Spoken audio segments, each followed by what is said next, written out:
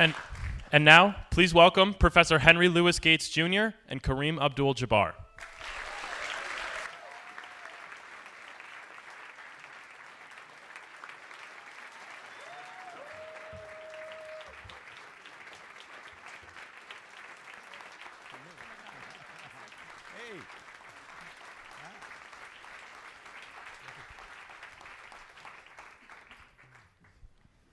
Thank you, everyone.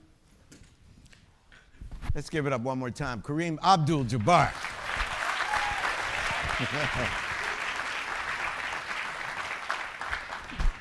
Harvard man. You studied Harvard Summer School, right? Yes, I did one semester of Arabic, summer of '72. Yeah, that's right. Now, how about that? So if you'd been my height, would you become a professor, Kareem? Maybe, I don't know. Yeah, but you're... I might have been a dentist. You might, but you are a person of the book. Where did that come from, your love of knowledge? From my dad. My dad was an avid reader, was always reading stuff, always had his nose in a book, different things, technical stuff. So I just, at an early age, realized that there was a lot of information in books, and I tried to find a lot of things out, and my dad would never answer a question for me. He would always hand me a book. So encyclopedias? Were they big in your family? No encyclopedias, just random stuff. Huh. But I got used to it and learned how to do research that way. Did you ever, have you taught? I can't remember. Have you? I did. I taught a history class at a high school in Arizona. Where I coached. I coached on the Apache reservation. Did you like it? Yeah, I did. And I also taught a history class on Apache history. They had no one teaching Apache history at their school, and I had done some research on it. So wow, you don't look Apache. I'm a member of the tribe. They adopted me. Oh, they did? I'm actually a member of the tribe now. Oh, that's cool. Well, look, if you ever run out of things to do, and you want another career, talk to me. I think, and Coach Amaker, maybe we can work something out. You'd be a visiting professor. That'd be cool with me. Yeah. Kareem, the other night I was watching Anderson Cooper, and it was a black guy, I can't remember his name, and he said, this is the worst time in the history of black people. Now, that was hyperbolic, but as you know, because he's in it, I have a new documentary series that will air on November 15th. And November 22nd. And it's about the last 50 years of African American history. So the conceit is, Tommy, if Dr. King came back and he said, what's happened since I've been gone? Right? Exactly. Are things good or things bad? What would you say? I'd say there have been some improvements, and some things have gone south, and we still have a lot of work to do. Okay, what the best things that have happened and the worst things that have happened? Well, for me, the best thing that happened was the rise and success of President Obama. I thought that he really gave black Americans a real person that they could identify with and respect, and give it as an example of black contribution to our nation. And how's he done, do you think? I think he's done very well. I think he could have done a lot better if he had had the cooperation of Congress, but the Republicans decided that they were going to try to sabotage everything that he did, and that was very disappointing for me. Do you think that was a function of race? I do. You do? I do. Mitch McConnell, immediately, before Obama had a chance to screw up anything, he immediately said, we're going to do what we can to see that he's not successful. Yeah, you're absolutely right, and they absolutely did. They did the best job they could do. Do you think that Donald Trump's rise is directly related to the presence of a black man in the White House elected twice? Yes, I do. Do you? I think it's making, for people who, their sense of everything is good and as it should be, is that white people are in charge of everything. They started to get a little shaky when they saw that a black American had been elected President of the United States. I think Okay. it was certainly a knee-jerk reaction. It has nothing to do with his qualifications or his loyalty to and love of our country. I remember recently Donald Trump was commenting about you. Did you have a Twitter exchange? Was that? Yeah, what was we had a quick exchange.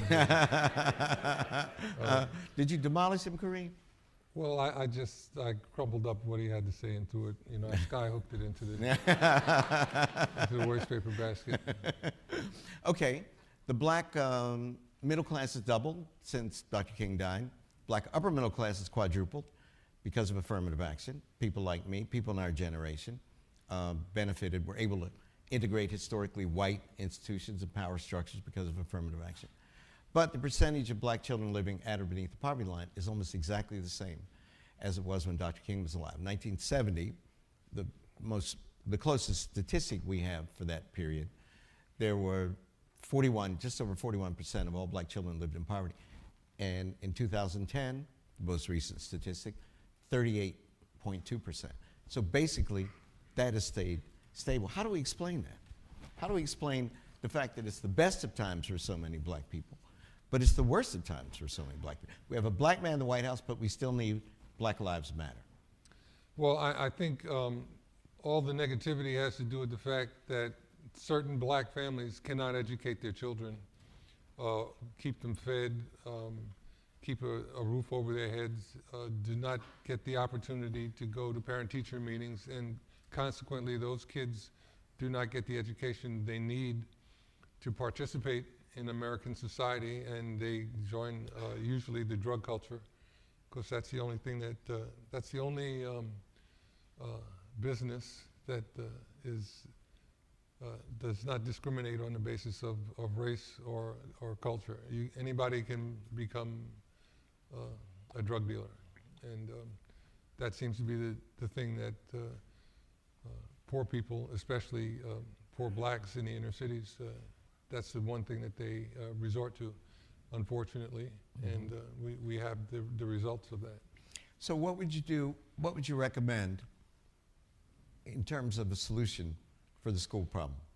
Because the schooling was of fundamental importance to you, and God knows it was to me as well. Absolutely. Without schooling, our kids don't go anywhere. They end up on the trash heap or in jail. So we have to figure out a way to help black parents that are struggling to get their kids educated and to keep them out of the negative opportunities that are so abundant in the inner cities. Do you think that there's hope for reform? I mean, right now, we have sort of two different black Americas, a successful black America and then a black America that lives in despair. Do you think that we can fix this problem? It's something I worry about quite a lot, as my students here know. I know. I've known you a long time. I know you're concerned for that. And I don't know how we get to fix it in a way that it stays fixed. It requires constant tampering and constant adjustments to get that right. Today we're seeing more athletes speaking out and advocating for their political convictions. Obviously I'm thinking of Colin Kaepernick.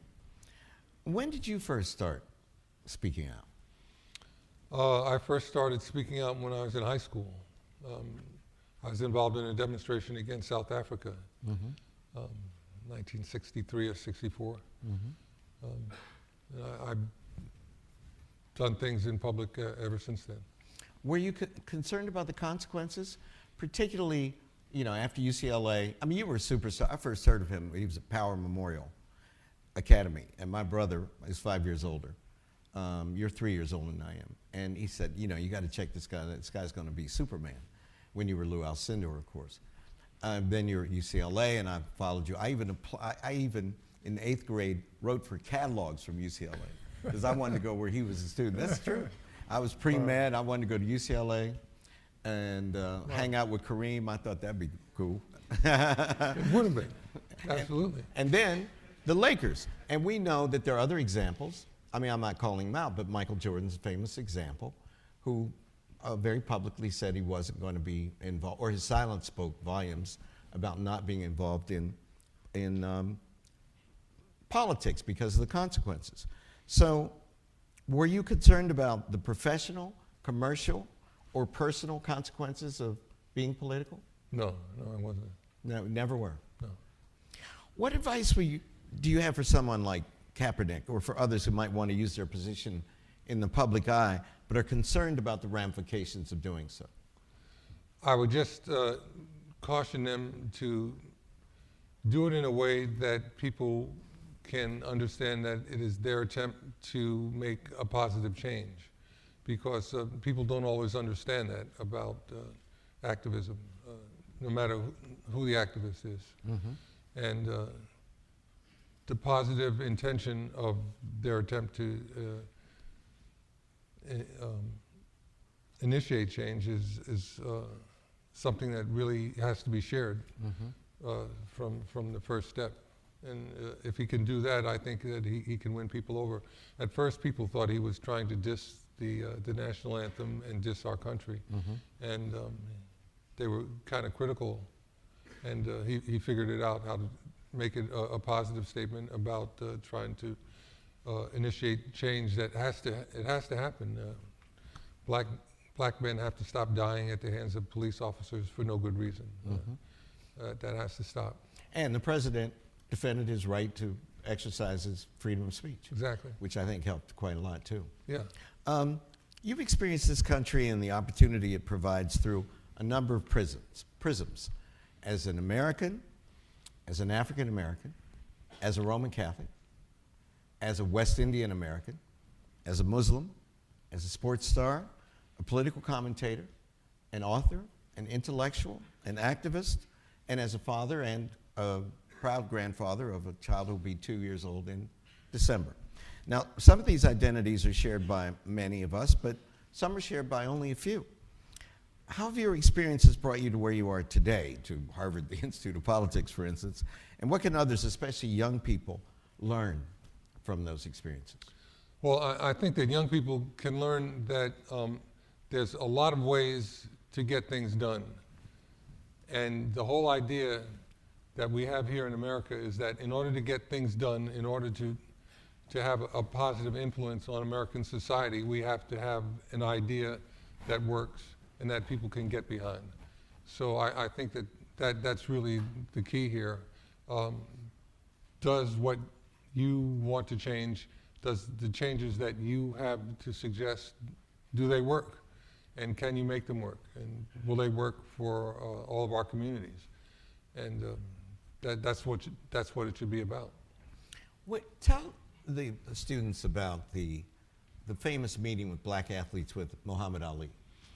Was that 1968? That was 1967. 67. Yeah. Tell them about it, because most of them won't know about it. Okay, 1967. Who haven't taken Introduction to African American Studies then. Got to take that course. But in 1967, Muhammad Ali decided that the Vietnamese War was illegal and unjust. And the words he used to explain this to the American people were, ain't no Viet Cong ever called me nigger. Mm-hmm. And black Americans understood that immediately. And that more or less kind of took care of their political attitude with regard to the Vietnamese War. And Muhammad Ali was not going to support that war. And he was not going to join the army. If he had joined the army, they would have given him a cush position. He would have been able to continue boxing and do his thing. But like they did for Joe Louis in World War II. Exactly, and Sugar Ray Robinson. Mm-hmm. But Muhammad Ali was not going to go along with that program because he did not feel that the war was just. And he said so publicly and would not step forward when it came time for him to be inducted into the army. And thus he had a problem. And people who cared a lot about him, like Jim Brown and Bill Russell, they wanted to do something to try to help him. So they convened a summit meeting in Cleveland, Ohio, of prominent black athletes. And I was the youngest one. I was 20 years old at the time, and I was the kid involved. but it was a number of athletes from the NBA, the NFL, and Muhammad Ali as a professional boxer, and other people who had political aspirations. But we all got together in Cleveland and tried to figure out how we could help Muhammad Ali deal with his problems with the federal government. Of course, there was nothing we could do. We were powerless, and he had to deal with his issues in court. But the Supreme Court found in his favor and reinstated his title, and he got back his boxing license. And America realized that, yes, indeed, the Vietnamese War was unjust and illegal. But we had to go through all of that to get to that point. Was there any attempt to change his mind within this group, or to say, look, you know, man, come on, they're going to try to destroy you, which of course they tried to do, at the actual meeting? Yeah, people tried to speak to Ali in practical terms, but he figured that, you know, he'd already made his public statement and people understood where he was coming from, and there was no need for him to adjust. You know, he felt that he was on the right track, and he was going to maintain his position. What did Ali mean to you in terms of his political commitment, in terms of his embrace of Islam? Was it related to your conversion at all? No, I didn't want to be in the black Muslims, but I thought Ali was an incredible athlete, and as the heavyweight champion of the world, I admired him and supported him. I really enjoyed when he would go to Sonny Liston's camp and antagonize him and get him to run and chase him around. I knew that he had already won the fight at that point. He was amazing. And did you ever try that with your opponents at the Lakers? No, You never. That was not my course. I didn't have that courage, and I didn't have that boxing ability, so I didn't want people chasing me. But he was an incredible human being, and he was somebody that we all admired, no matter what his political ideas were. I admired what he had to say as a man and as a black American. Of course, later on, the Nation of Islam stopped practicing what they thought was Islam and started practicing Orthodox Islam. And at that point, we had no differences in terms of our religious beliefs. Let's talk about race in America for a few minutes. How can our politicians and our leaders do a better job of bridging the enormous divide that too often exists between white people and people of color in this country? I think just some practical honesty about the way things are, not the way that they should be, but honesty about the way things are in our country, about the fact that if a white person commits a crime and a black person commits the same crime, the white person is punished to a much lesser degree than a black person. This is a fact. There are other facts, voter suppression, the whole idea of who is American, who is acceptable as American, who is beautiful, all of these ideas of identity and just belonging that affect black Americans in a different way than they affect white Americans. We have to speak about these things honestly and directly, or we won't be able to deal with the problems that they create. What we talked about earlier, the crime and suffering in the black community has a lot to do with how black Americans are viewed. And we have to work hard to change this. This has not changed in the 200 odd years that our country has existed. Let's talk about how different groups view events. Sometimes it's very easy to call certain language or certain beliefs racist and just leave it at that. But when there are recorded events that different groups actually see and understand differently, and you remember the different reactions between our communities about the O.J. verdict, right? Or many shootings of unarmed black men in recent years, then we have a big problem on our hands. I mean, I had white friends that said, how could black people be happy that O.J. Simpson, was acquitted? He clearly was guilty, et cetera, et cetera. What is needed to remedy this situation? Or how do we adjudicate between two different points of view about the same objective situation? Well, I think the fact that so many phone cameras are out here has enabled black Americans to show everyone in the world what we're dealing with. When people see how our people are shot down and brutalized for no good reason, just because they're feared. The way that the media portrays black Americans is a very negative thing, and it creates a fear in law enforcement people. Yes. And they feel that they have to fear black people because they're criminals. And they have to anticipate being shot by shooting, et cetera, et cetera. Et cetera. And it's a very negative spin that develops, and young black men end up being dead. We have to deal with that from both directions, from the white community and the black community. Have you ever been hassled by the police? Of course, yeah. Really? Driving while black? On the New Jersey Turnpike, definitely.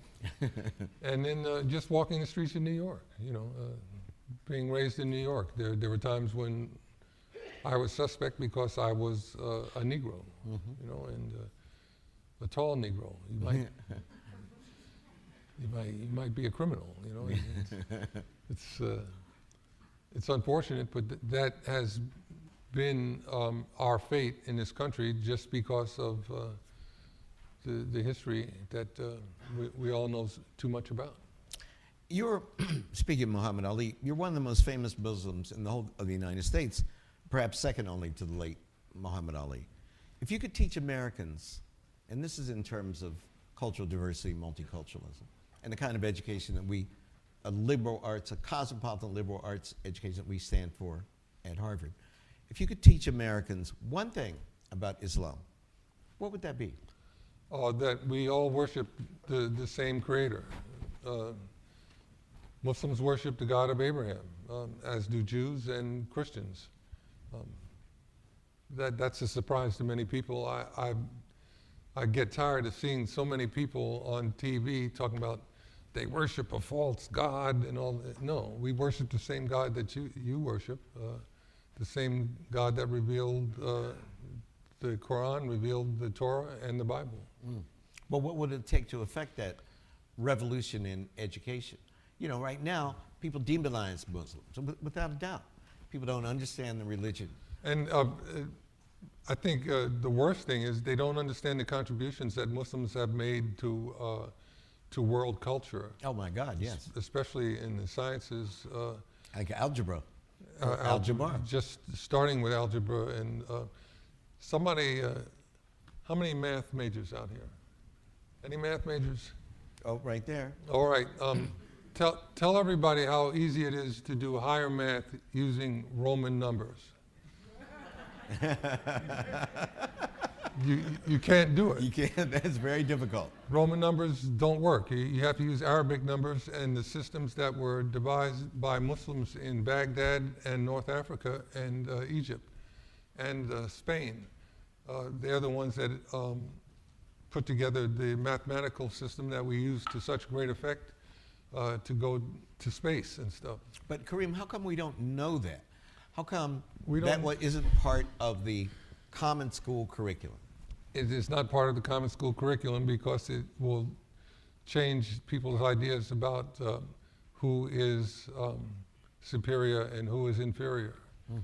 And that doesn't sit well with a lot of people.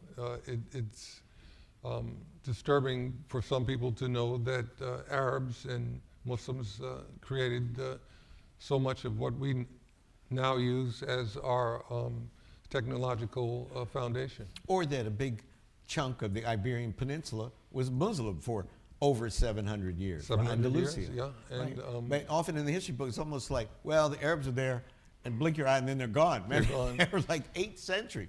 Yeah, and when they're gone, all of a sudden there's a renaissance that enables Europeans to go out and rule the world.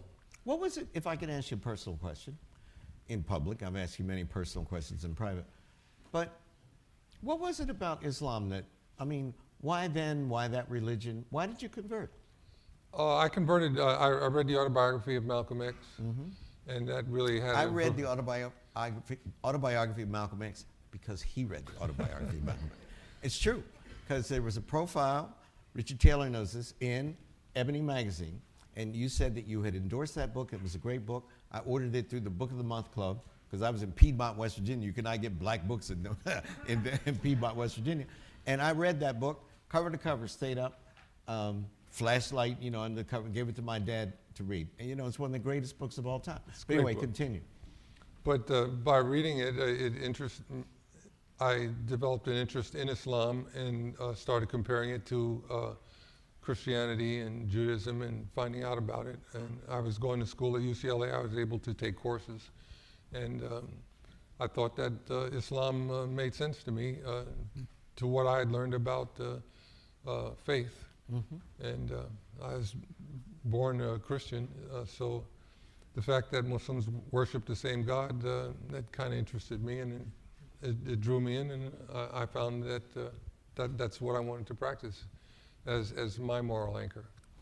A few years ago, as you know, I wrote an essay for Sports Illustrated about the mixed blessing of sports for African American people. And it's something I would do with the audiences. I would say there are 42 million African Americans.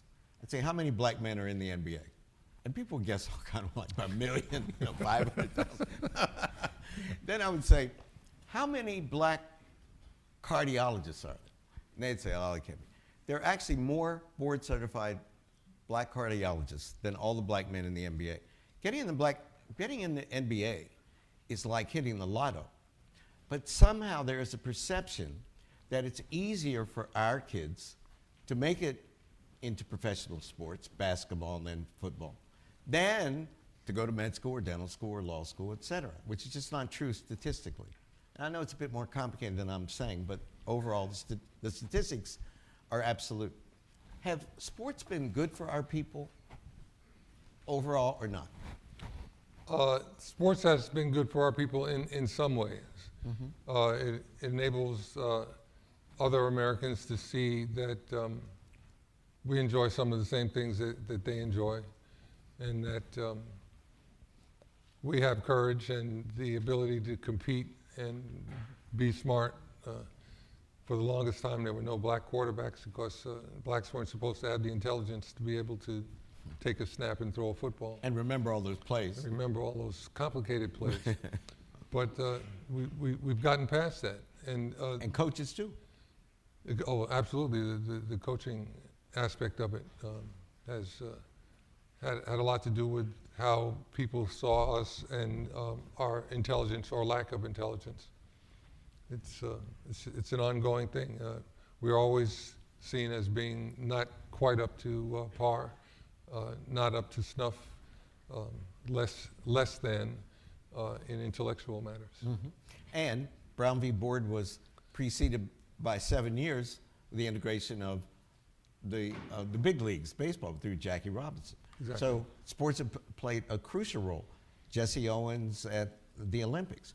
But on the other hand, there are a lot of our kids who give up on education because they think they have a better chance on the playing field. Exactly. So how do we speak to that? They're not going to be Kareem Jabbar. They're not going to make it in the NBA. It's so much easier for a young person to go and educate themselves. Science, technology, engineering, and math have all of the things that we need to have a good job in the 21st century. Science, technology, engineering, and math. That's where you should focus your studies. But this has not seemed to have taken root in the black community for reasons that we spoke about earlier. How about the ownership? And you all should be going to the mics now because it's time to open up, and this is your opportunity to ask the great Kareem Jabbar. There's 2 mics. 2 mics, 4 mics, I think, up there too. Oh, but okay. while they get to the mics, I expect some questions from the basketball team too. While they get to the mics, what about the ownership structure? I mean, is that stacked against black people? Not necessarily. The NBA has done a great job in being proactive in hiring minorities and women in positions of power and influence. It started my rookie year. My team, the Milwaukee Bucks, was the very first team to have a black general manager, Wayne Embry. Oh, yeah? And a number of the professional sports leagues have gone out of their way to hire more black coaches, and blacks have gotten into coaching. It's drifted down into the college level. These are all really good things that enable blacks to be involved in sports. But blacks should be involved in education way beyond sports. That should be the ongoing the ongoing development of this phenomena. And if that does happen, we can start to deal with some of these problems, like we mentioned earlier about the inability of many black families to educate their kids. Great. Absolutely. See why I said he could be a professor? It's one spot. Give it up for Kareem before we open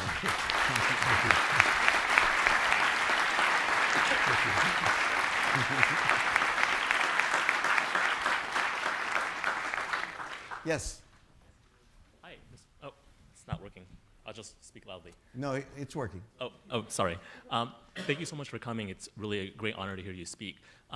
In your latest book, you mentioned that you give a lot of credit to your teachers and that you would be a teacher if you had a different career choice. I was wondering what experience, or rather, which teacher in your life influenced you the most, and what do you see as a great quality for a teacher, especially today where we see a lot of students not really knowing about the history of black people in the United States. Great, thank you. Thank you for your question. I had a history class at UCLA my freshman year, Western Civilization, taught by Dr. Hoxie. He's no longer alive, but Dr. Hoxie was incredible. It was like watching television. I mean, it was better than watching television. I made sure I got to that class every day, and to hear him talk about Western civilization in ways that kind of blew my mind, and it really made me appreciate history and the process that it creates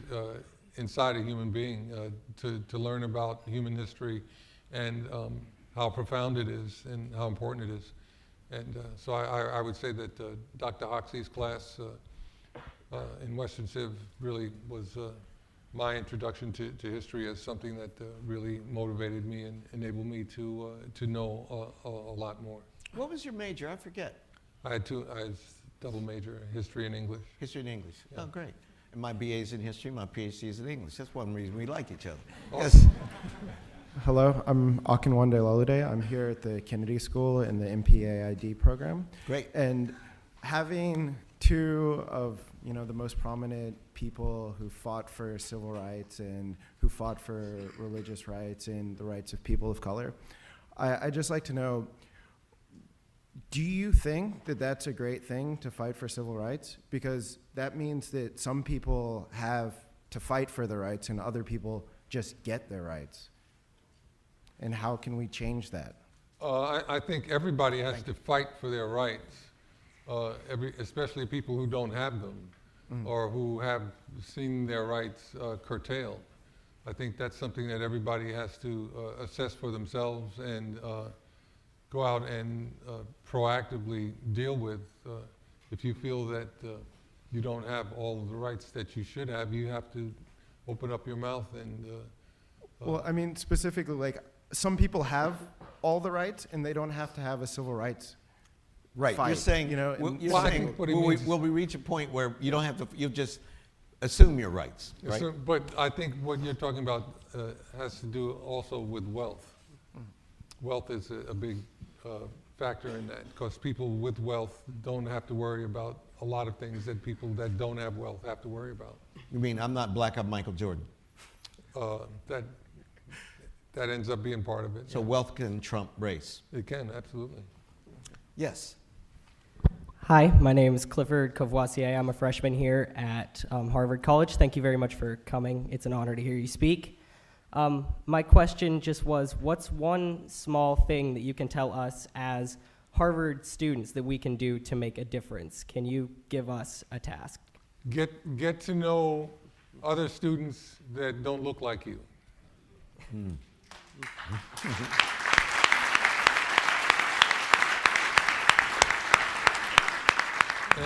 once you make that connection, you will understand how great America is, because we are all fellow citizens. And once you understand that bond, I think you're on your way to doing good things for America. All right, thank you. Can't beat that. Yes. Great. Welcome to the Kennedy School, Mr. Abdul-Jabbar. My name is Tariq Masood. I'm a professor here, and more importantly, I'm a father of 2 little boys who are massive fans of yours. Professor Gates asked you about your identity as a Muslim, and we're all living in this time where the encounter between Islam and the West is a pretty fraught encounter and a time of great peril. What can you say to Muslims? What would you say to American policymakers? What do we need to do to kind of heal this moment of great peril between Islam and the West? That's but Kareem, but just to historicize, this is not the first crisis in Christendom between Islam and Christianity. Like, I know you're not saying that. I'm just footnoting for the audience. He just wasn't living during those times. No, right. But we weren't living here, just the Native Americans were. Take the Crusades. When people were fighting over Jerusalem, my God, that with centuries and centuries of crusades. So it's a long, fraught history which is manifesting itself again, right? Now, I'm sorry, but end of footnote. I would say that as a Muslim, you have to engage. You have to let your fellow citizens, other Americans, know what you're all about, and that requires some exchange. So you're going to have to reach out. A number of Muslim communities, I know I spoke to the police commissioner in New York, and he said, can you help me? We need to connect with the different mosques so that they know who we are and we know who they are. And you have to get to know your neighbors. You can't be insular. That is the one thing about America. All Americans know other Americans of very various backgrounds and crazy attitudes and wonderful thoughts that have nothing to do with your cultural basis. And I think that's one of the great things about America. We get to learn from each other in very interesting ways. And now people have to learn what it's like to be a Muslim and to be discriminated against for things that aren't necessarily your fault. And you have to be able to communicate that. So through your community or your mosque or wherever you attend or whatever Islamic group that you belong to, you need to reach out. By doing that, you'll achieve what you want to achieve. And sometimes it's the smallest gestures. In our lecture course last year, there was a woman who was a Muslim and she wore a veil. And every day I'd come in, she was always there by the time I got there, and I'd say, Assalamu alaikum. I mean, just what you would do. And right before graduation, she came to see me. And she told me I was the only professor who'd ever spoken to her in Arabic, or not like I know anything. All I know is Assalamu alaikum and wa alaikum salam. But, and I was very moved by that. I mean, she just said, I want to thank you, and I hadn't thought about that. But that small gesture made a difference to her. She said it made her feel at home. And it's the kind of thing I think that we could do.